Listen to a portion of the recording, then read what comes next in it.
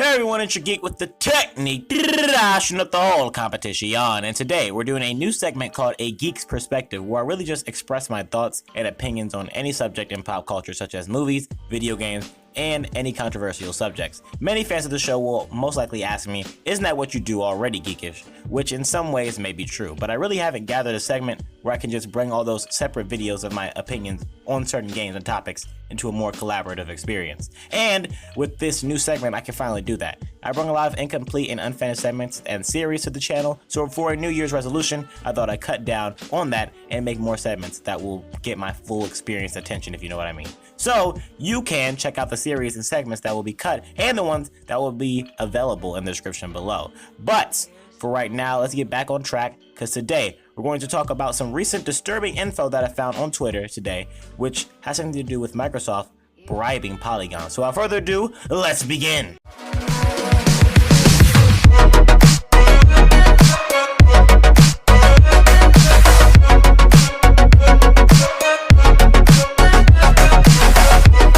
So recently when going through my feed on Twitter, one of my comrades of the game community, either you know too, sent me a thread by @NicheGamer in which the post reads that Microsoft paid Polygon $750,000 to create a promotional documentary advertising Polygon's new site. Now, bear in mind this was revealed to many people in 2012-2013 when Polygon initially opened their new live website. But this video is made to address this corruption of publisher meets journalism again, as there is so little info about this across the depths of the internet. I couldn't even find multiple videos on this.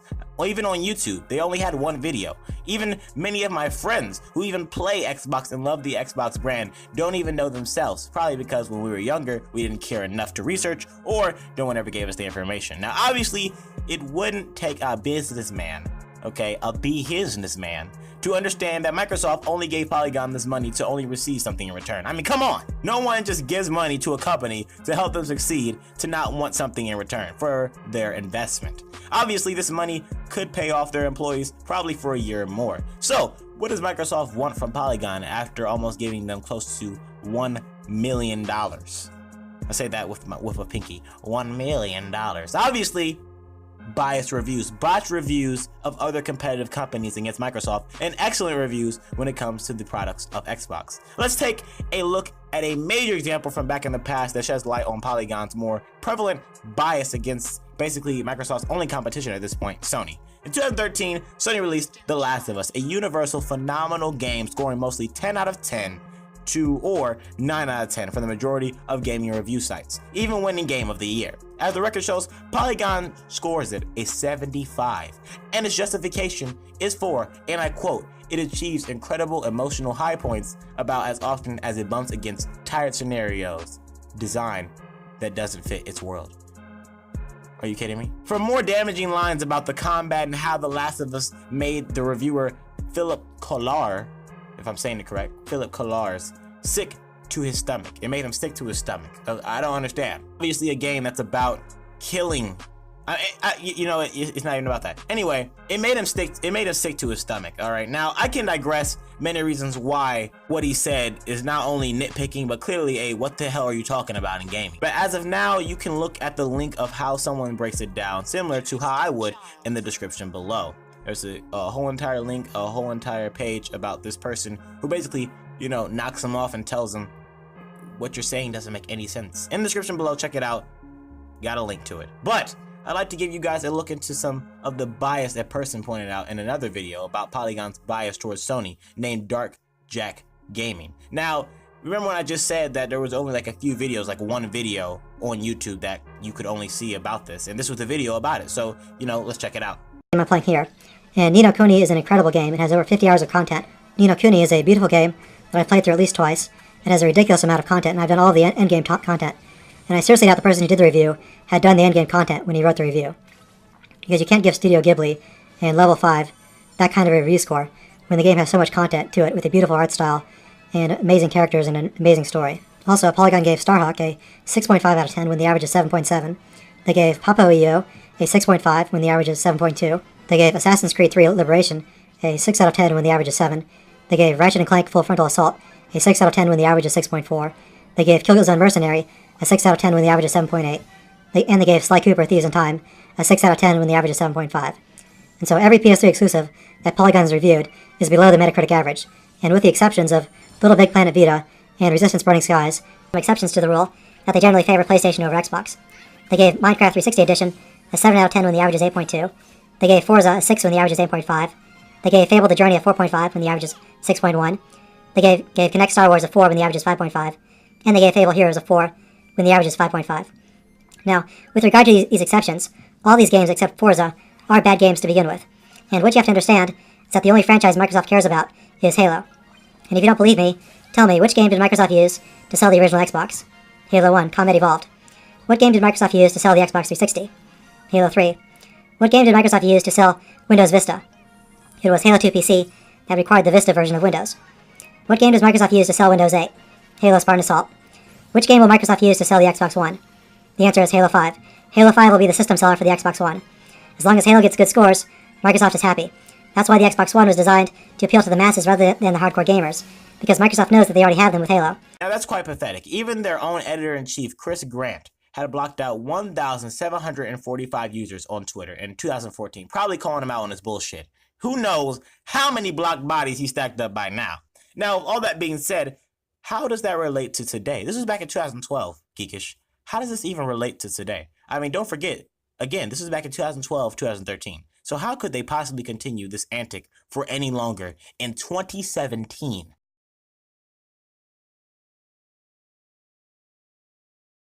This system is built to amaze on day one and continuously improve over the generation ahead.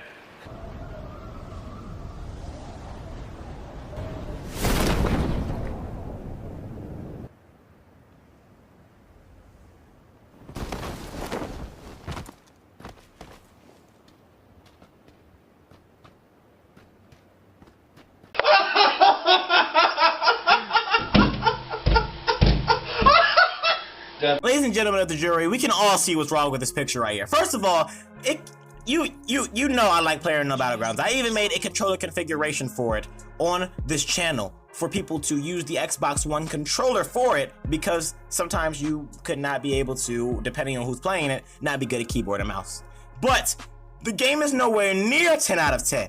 I mean, even their, if you, and I quote from one of their reviews here of PUBG. It says, "I am not the first person to say Battleground is broken, nor am I the first person to say it doesn't really matter." It's like when somebody tells you their favorite film is Apocalypse Now, but they can name all of its historical inaccuracies, plot holes, and production gaffes. Greatness can be, and often is, messy. That is a damn lie. Greatness is never messy. The journey to greatness is messy. The journey to greatness may have plot holes and inaccuracies and gaffes, but greatness is greatness. I mean, LeBron James is not, he's not that bad of a basketball player anymore. His journey to being a basketball player of greatness as he is now probably was a lot of bumps in the road, but now he's reached peak greatness. I mean, that money talks and bullshit walks, as I'm just telling you guys.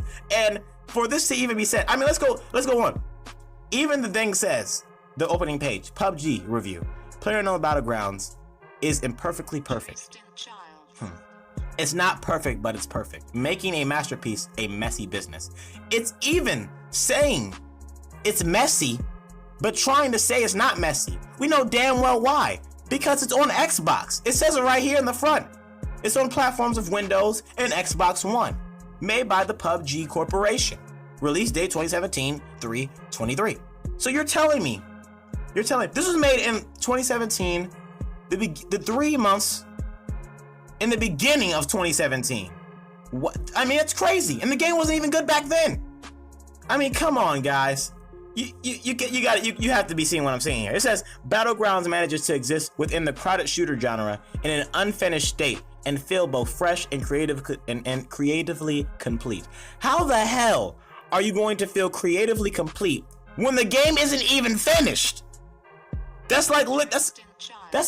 does that work? You can't say, "Oh, this game is so complete. This computer is so complete." And it doesn't have any fonts. It doesn't have any apps. It doesn't have a keyboard. It doesn't have a monitor. No, it's not finished. It's not creatively complete because it's not. Literally, when I was playing on PC, there are so many things that haven't even been fixed yet. And this makes the point this: what if? And just I'm just saying this. This is my opinion. All right. What if Microsoft is paying the PUBG corporation? What if they're paying them? Why? I mean, that would make so much sense. Why the hell would you leave from fixing it on PC, where you get your greatest revenue from, and you get your money from, and everything else, because it makes a lot of money. I know it does. I know the scores it's gotten. I've seen how many people have played it and paid for this game, how much money it's made. I know it's getting bank. But the question would be, why would you leave all that to go and produce the game on Xbox from PC? And the PC version isn't even finished yet. But you're going to go to a console? How does that work? The only way that ever possibly works is A, the developer is stupid and is very nice, or B, Microsoft pays the developer to come over to their side, stop the production of the PC, and tell them come over here. That's the only way that is possible, and that's probably what really happened. Even, Sony, who had good games. Sony had good games. I mean, you can Uncharted, Last of Us, Jak and Daxter, Ratchet and Clank. I mean, come on, these are some good games from last gen. And they're coming over here and giving them like 7, 6 out of 10s. But giving, Halos and things like that, like a good 9 out of 10. It's a complete disrespect to us as gamers that not only do you, one, you block us from your website. Your chief and editor blocks us from your websites. I mean, you're not even block us from your websites. Your chief and editor blocks us from Twitter when we tell him he's being, he's saying bullshit. And 2, you get mad at us, or you start giving Sony bad reviews when you know damn well these are good ass fucking games and lazy ass excuses. And 4, were we in 3 or 4? I'm just gonna say 4. 4. You literally give PUBG a great score when you know damn well the game is not even close to finished. Not even close. Not on PC or Xbox. But it's a 10 out of 10. Come on, Polygon. Stop sucking Xbox's dick. I'll see you guys later on the Geekish Gamer Show. Thanks for watching. Bye, guys.